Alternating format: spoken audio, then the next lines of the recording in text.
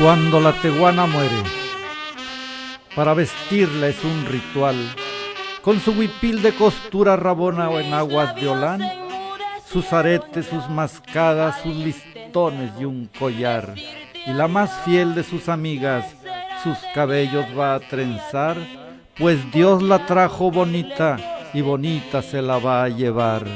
Acostada está en el piso y sus familiares a un lado, sentadas en sus butaques con llantos desconsolados, todas vestidas de luto, las miras por todos lados, con un chal negro en la cabeza, pero lo traen amarrado, y el aroma del incienso purificando el pecado.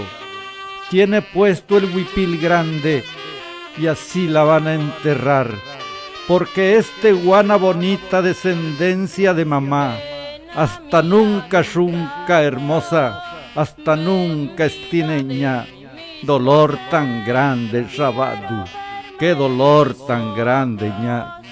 Unos arreglan el anda donde la van a cargar, con una sábana blanca y un tápalo negro va, que lleva flecos colgados, como ella lo supo usar, cuando lo ponía en sus hombros y que iba a algún lugar.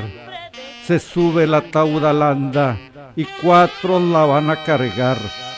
Y así se van relevando y el cortejo andando va rumbo a la iglesia del barrio, donde le van a rezar misa de cuerpo presente y llevarla a sepultar.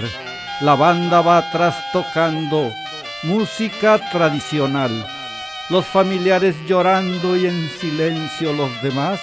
Otros miran a las paisanas que son lindas para llorar. Y de ahí baja el ataúd, ya todo se va a acabar. Los llantos se oyen más fuertes, la tierra la va a tapar. Escalofrío y sentimiento, la banda tocando está.